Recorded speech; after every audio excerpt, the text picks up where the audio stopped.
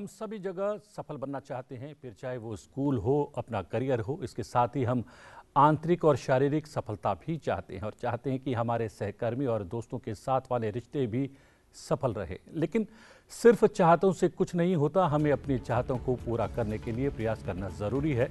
हो सकता है हमारे शुरुआती प्रयास सार्थक परिणाम न दे, लेकिन असफल होने के बाद पुनः प्रयास करें तो सफलता आपके कदम चूमेगी। नमस्कार, मैं हूं प्रतिबिंब शर्मा। नीरज चोपड़ा ने फिर इतिहास रच दिया है। जी हां, तमाम सुर्खियां हैं सफलता और असफलता की। नीरज चोपड़ा ने इतिहास रचा। विश्व एथलेटिक्स चैंपियनशिप में स्वर्ण पदक जीतने वाले वो पहले भारतीय खिलाड़ी बने। विक्रम लैंडर ने चंद्रमा की सतह पर तापमान में बदलाव देखा। अधिकतम तापमान 70 डिग्री सेल्सियस किया दर्ज। इसरो के वैज्ञानिकों ने चंद्रमा पर दर्ज किए गए उच्च तापमान को बताया आश्चर्यजनक। प्रधानमंत्री नरेंद्र मोदी रोजगार मेले के तहत सरकारी विभागों और संगठनों में 51,000 नियुक्ति पत्र आज करेंगे वितरित।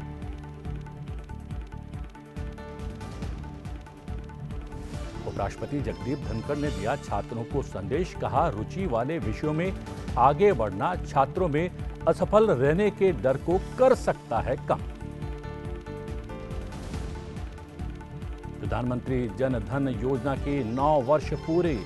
9 वर्षों में योजना ने 50 करोड़ लोगों को औपचारिक बैंकिंग क्षेत्र से जोड़कर साबित की सार्थकता।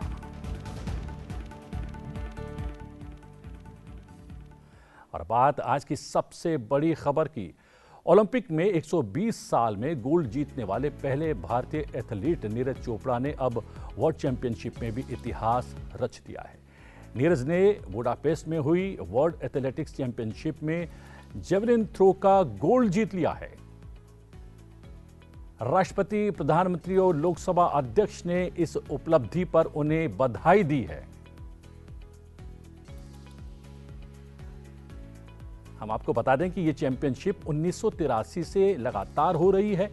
पहली बार किसी भारतीय एथलीट ने गोल्ड मेडल अपने नाम किया है।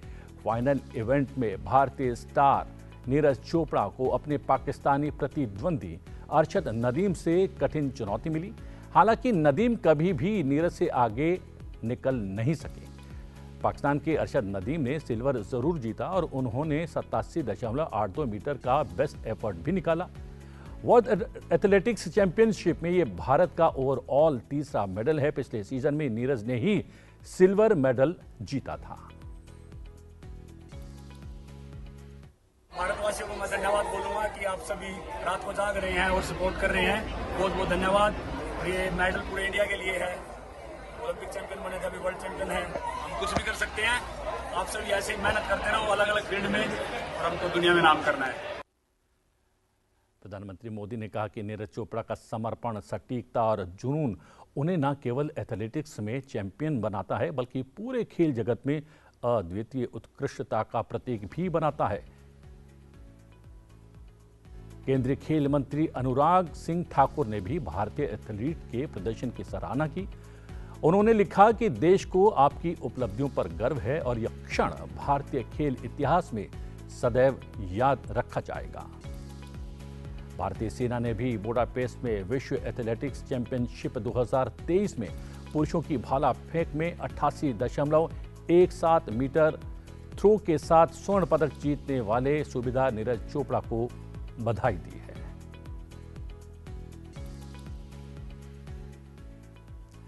और बात कर लेते हैं एक और सफलता की। विक्रम लैंडर ने चंद्रमा की सतह पर तापमान में बदलाव देखा है।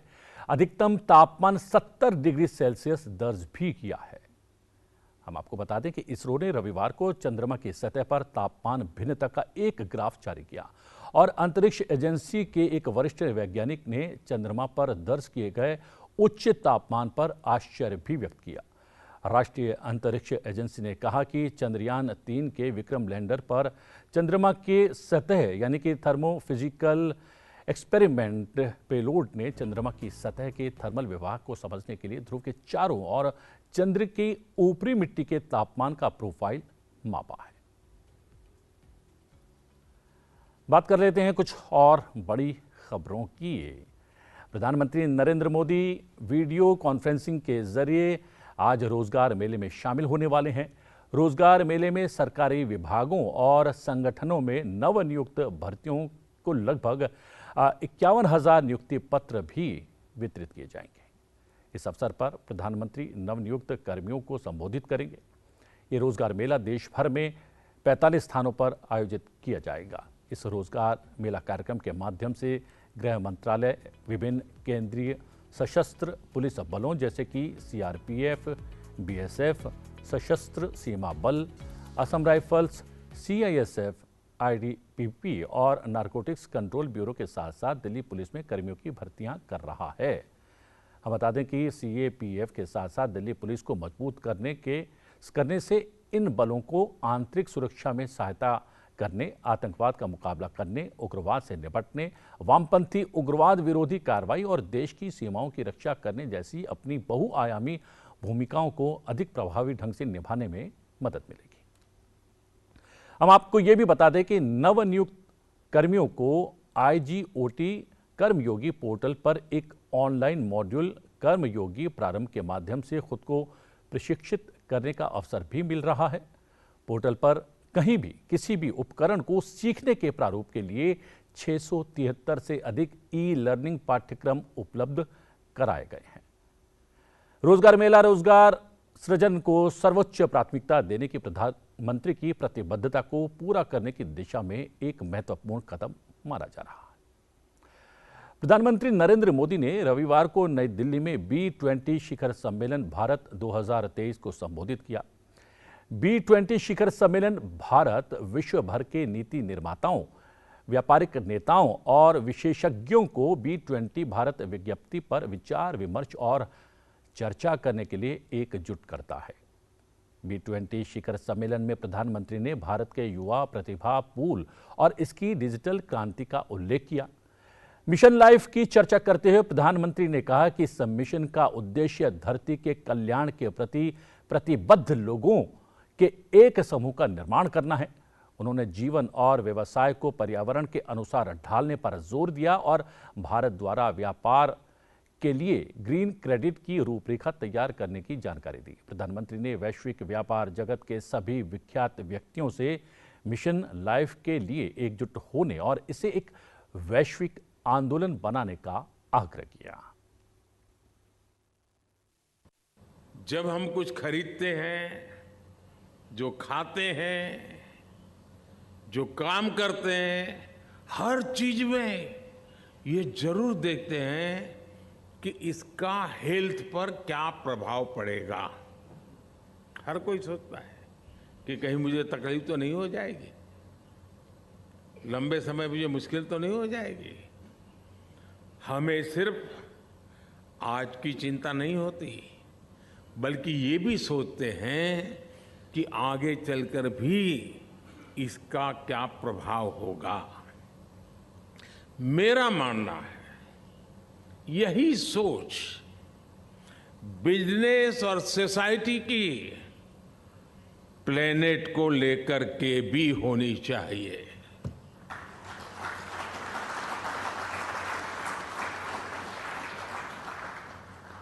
जितनी चिंता मुझे मेरे हेल्थ के लिए हो और मेरी रोजमर्रा की जिंदगी में वो मेरा तराजू हो, तो मेरे रोजमर्रा की जिंदगी में प्लेनेट को क्या इम्पैक्ट होगा, उसकी हेल्थ का क्या होगा, यह भी तो हमारी जिम्मेवारी है।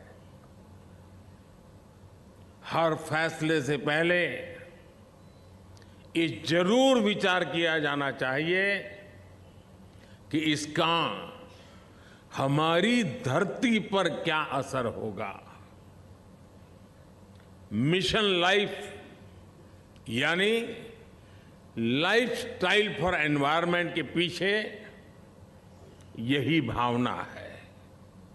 इसका मकसद दुनिया में प्रो प्लेनेट पीपल, इस प्रकार का एक समूह तैयार करना, एक आंदोलन खड़ा करना है। हम आपको ये भी बता दें कि रविवार को मन की बात कार्यक्रम में राष्ट्र को संबोधित करते हुए प्रधानमंत्री ने चंद्रयान 3 के सफल मिशन की सराहना की। प्रधानमंत्री नरेंद्र मोदी ने कहा कि मिशन चंद्रयान नए भारत की ऊर्जा और उत्साह का प्रतीक बन गया है, जो हर हाल में जीतना चाहता है और ये भी जानता है कि ये जीत कैसे प्राप्त की जाए। महिला आधारित विकास पर बल देते हुए प्रधानमंत्री ने कहा कि जहां महिलाओं की क्षमता और शक्ति जुड़ती है, असंभव भी संभव बन सकता है। प्रधानमंत्री मोदी ने कहा कि मिशन चंद्रयान भी महिला शक्ति का जीवंत उदाहरण है, क्योंकि अनेक महिला वैज्ञानिक और इंजीनियर भी सीधे इस मिशन से जुड़ी हैं। उन्होंने कहा कि जब देश की बेटियां इतनी महत्वाकांक्षी हों तो उस देश को विकसित होने से कोई नहीं रोक सकता। मिशन चंद्रयान नए भारत के उस स्पिरिट का प्रतीक बन गया है जो हर हाल में जीतना चाहता है और हर हाल में जीतना जानता भी है। साथियों, इस मिशन का एक पक्ष ऐसा भी रहा जिसकी आज मैं आप सबके साथ विशेष तौर पर चर्चा करना चाहता हूं। आपको याद होगा, इस बार मैंने लाल किले से कहा है कि हमें विमेन लेड डेवलपमेंट को राष्ट्रीय चरित्र के रूप में सशक्त करना है। जहां महिला शक्ति का सामर्थ्य जुड़ जाता है, वहां असंभव को भी संभव बनाया जा सकता है। भारत का मिशन चंद्रयान नारी शक्ति का भी जीवंत उदाहरण है। इस पूरे मिशन में अनेकों विमेन साइंटिस्ट और इंजीनियर्स सीधे तौर पर जुड़ी रही हैं। इन्होंने अलग अलग सिस्टम्स के प्रोजेक्ट डायरेक्टर, प्रोजेक्ट मैनेजर, ऐसी कई अहम जिम्मेदारियां संभाली हैं। भारत की बेटियां अब अनंत समझे जाने वाले अंतरिक्ष को भी चुनौती दे रही हैं। किसी देश की बेटियां जब इतनी आकांक्षी हो जाए तो उसे, उस देश को विकसित बनने से भला कौन रोक सकता है। साथियों, हमने इतनी ऊंची उड़ान इसलिए पूरी की है क्योंकि आज हमारे सपने भी बड़े हैं और हमारे प्रयास भी बड़े हैं। इसके साथ ही नई दिल्ली में होने वाले G20 शिखर सम्मेलन का उल्लेख करते हुए प्रधानमंत्री ने कहा कि भारत शिखर सम्मेलन के लिए पूरी तरह तैयार है। 40 देशों के राष्ट्राध्यक्ष और अनेक वैश्विक संगठन इस आयोजन में भाग लेंगे, जो G20 के इतिहास में अब तक की सबसे बड़ी भागीदारी होने वाली है। प्रधानमंत्री मोदी ने कहा कि जनता की भागीदारी शिखर सम्मेलन में सबसे अग्रणी रही है। उन्होंने कहा कि 1 करोड़ 50 लाख से भी अधिक लोग देश के विभिन्न संस्थानों पर आयोजित हो रहे कार्यक्रम से जुड़ रहे हैं। उन्होंने देशवासियों से एकजुट होकर G20 शिखर सम्मेलन को सफल बनाने का आग्रह भी किया। सितंबर का महीना भारत के सामर्थ्य का साक्षी बनने जा रहा है। अगले महीने होने जा रही G20 लीडर समिट के लिए भारत पूरी तरह से तैयार है। इस आयोजन में भाग लेने के लिए 40 देशों के राष्ट्राध्यक्ष और अनेक ग्लोबल ऑर्गेनाइजेशंस राजधानी दिल्ली आ रहे हैं। G20 समिट के इतिहास में ये अब तक की सबसे बड़ी भागीदारी होगी। अपनी प्रेसिडेंसी के दौरान भारत ने G20 को और ज्यादा इंक्लूसिव फोरम बनाया है।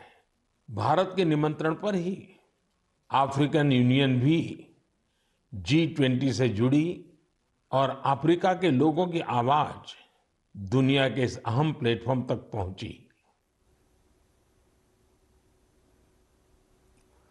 और बात कर लेते हैं उपराष्ट्रपति के राजस्थान दौरे की। उपराष्ट्रपति जगदीप धनखड़ ने कल एक दिन के लिए राजस्थान का दौरा किया। इस दौरान उन्होंने अपनी पत्नी डॉक्टर सुदेश धनखड़ के साथ श्री सूर्य मंदिर, लोहरगढ़ धाम के दर्शन किए। साथ ही उन्होंने रानी सती मंदिर के दर्शन और वहां पर पूजा अर्चना भी की। इसके बाद उपराष्ट्रपति ने झुंझुनू में सैनिक स्कूल का दौरा किया, जहां उन्होंने सैनिक स्कूल की नवनिर्मित इमारत का उद्घाटन किया। इस अवसर पर उपराष्ट्रपति और उनकी पत्नी डॉक्टर सुदेश धनखड़ ने स्कूल के प्रांगण में पौधारोपण किया। उपराष्ट्रपति ने सैनिक स्कूल के विद्यार्थियों और अध्यापकों को संबोधित किया।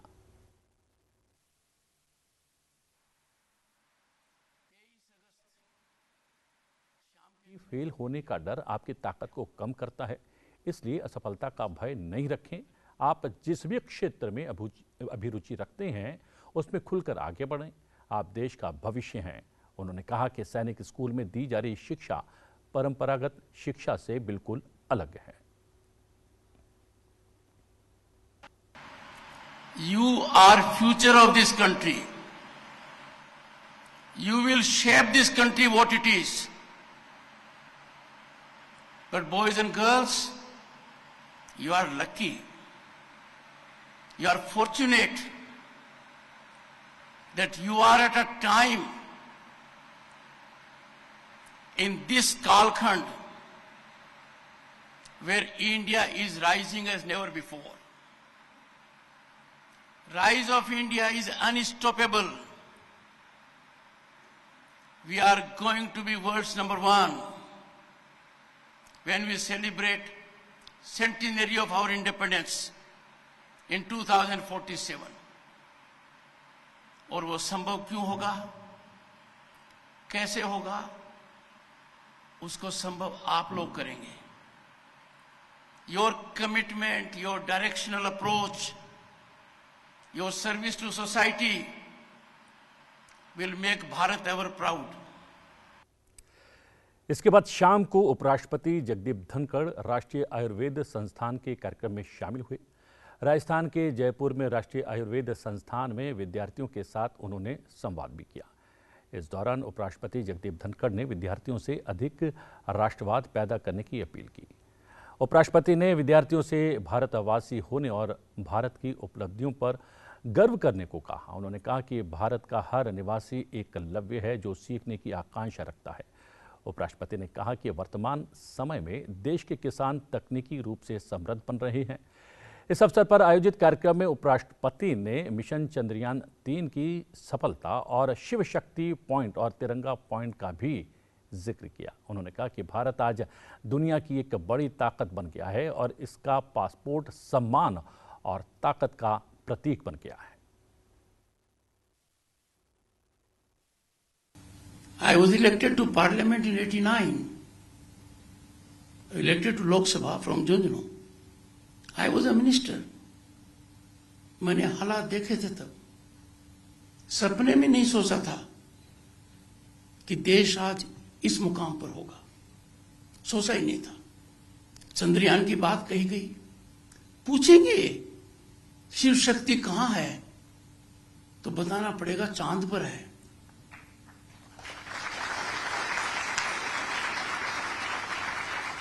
शिव शक्ति कब निश्चित हुआ बताना पड़ेगा। 23 अगस्त 2023 को 6:04 पर चंद्रयान-3 वहां उतरा।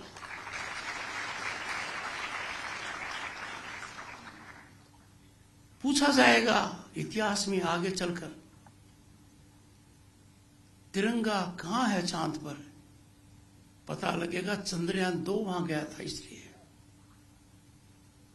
यह बदलते हुए भारत की तस्वीर है। योगा हमारे हजारों साल की देन है दुनिया को, पर प्रधानमंत्री नरेंद्र मोदी ने यूनाइटेड नेशंस को आह्वान किया कम से कम समय में दुनिया के ज्यादा से ज्यादा देशों ने इसको समर्थन दिया। ये अपने आप में एक मिसाल है। और आज योगा डे पूरी दुनिया में मनाया जाता है। Every country, every geographical local, ये भारत की देन है। अब आपको G20 से जुड़ा अपडेट दे देते हैं। G20 मुख्य वैज्ञानिक सलाहकारों की दूसरी गोलमेज बैठक आज से गुजरात के गांधीनगर में शुरू होगी। G20 देश आमंत्रित देशों के वैज्ञानिक सलाहकार, वैज्ञानिक और अनुसंधानकर्ता बैठक में हिस्सा लेंगे। भारत के मुख्य वैज्ञानिक सलाहकार अजय कुमार सूद बैठक को संबोधित करेंगे। सम्मेलन के दौरान 4 सत्र आयोजित किए जाएंगे।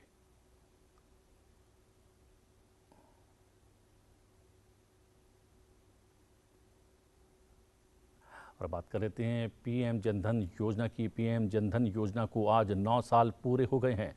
पिछले 9 वर्षों के दौरान इस योजना के माध्यम से सरकार देश के वंचित तबके को भी बैंकिंग सिस्टम से जोड़ने में सफल रही है। साथ ही डीबीटी यानी कि डायरेक्ट बैंक ट्रांसफर के माध्यम से सोशल सिक्योरिटी स्कीम्स का भी फायदा सीधे लाभार्थियों को दिया जा रहा है। मंत्रालय के डेटा के मुताबिक पिछले 9 सालों में इस योजना के तहत 50,009 करोड़ खाते खोले जा चुके हैं। इसमें करीब 2.03 लाख करोड़ रुपए जमा भी हुए हैं।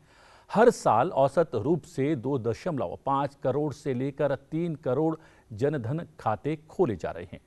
अगस्त 2023 तक 33.98 करोड़ रुपए डेबिट कार्ड प्रधानमंत्री जनधन योजना के तहत जारी किए जा चुके हैं।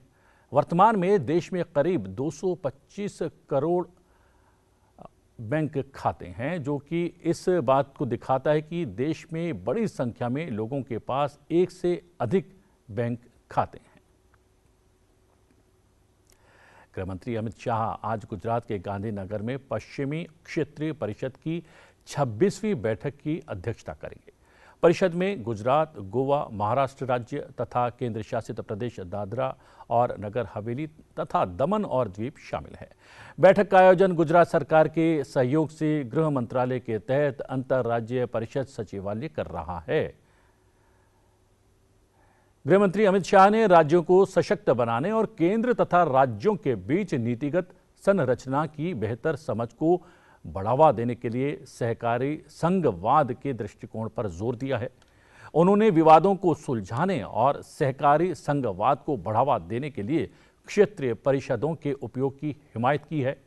क्षेत्रीय परिषद की बैठक में सदस्य राज्यों के मुख्यमंत्री और केंद्र शासित प्रदेशों के प्रशासक के साथ साथ प्रत्येक राज्य के 2 वरिष्ठ मंत्री शामिल होंगे।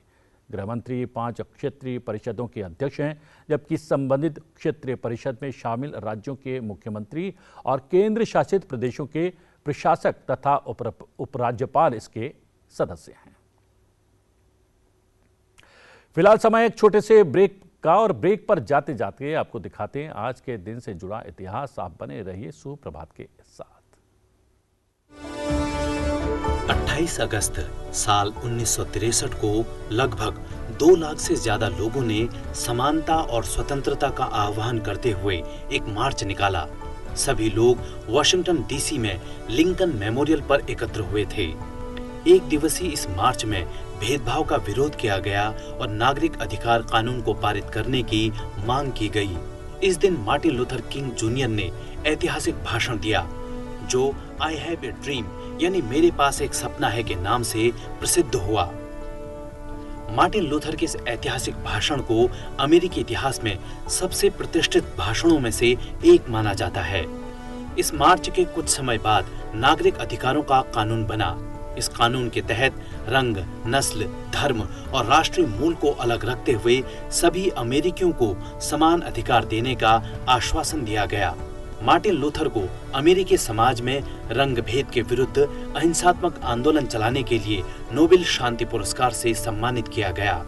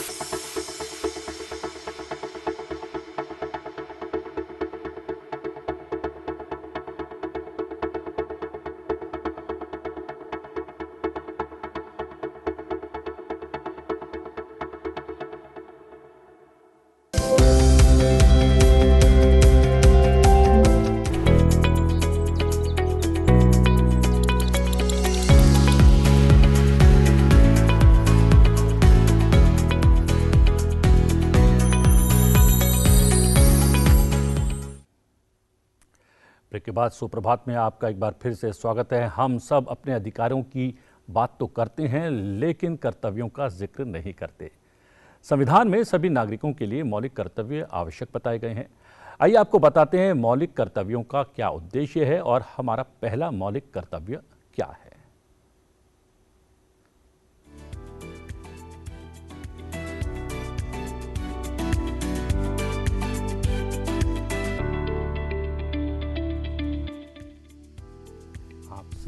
संविधान में निहित मौलिक कर्तव्यों का उद्देश्य देश के प्रत्येक नागरिक को एक निरंतर अनुस्मारक यानी कि रिमाइंडर के रूप में ये बताना है कि संविधान ने विशेष रूप से उन्हें कुछ मौलिक अधिकार प्रदान किए हैं, लेकिन नागरिकों को लोकतांत्रिक आचरण और लोकतांत्रिक व्यवहार के बुनियादी मानदंडों का पालन करने की भी आवश्यकता है।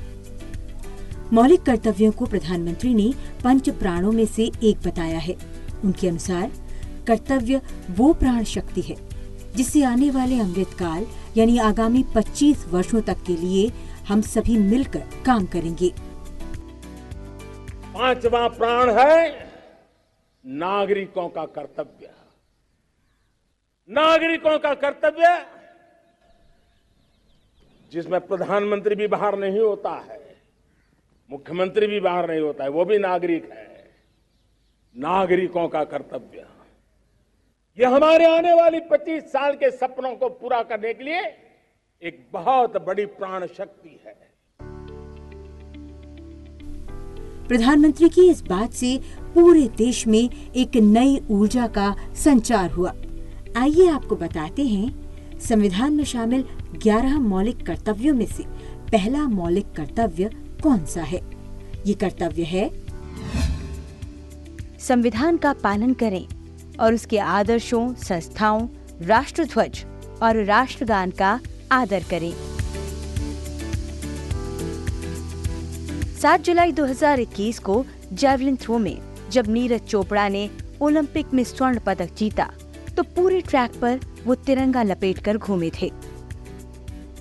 ऐसा करने वाले वे पहले खिलाड़ी भले ही न हों, लेकिन भारतीय सेना के सूबेदार नीरज चोपड़ा ने पूरे ट्रैक का चक्कर लगाने के बाद जिस सम्मान के साथ तिरंगे को अपने बैग में रखा वो हर किसी को भावुक कर गया। राष्ट्रध्वज का सम्मान करना हमारा पहला कर्तव्य है और नीरज चोपड़ा ने उस क्षण में उस कर्तव्य का न सिर्फ पालन किया बल्कि हर एक को एक बार फिर याद भी दिलाया कि राष्ट्रध्वज का मान सम्मान कैसे किया जाता है।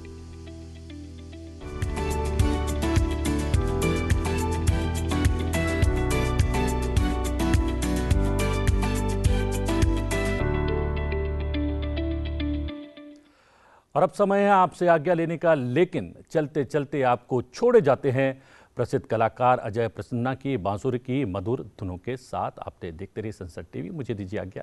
नमस्कार।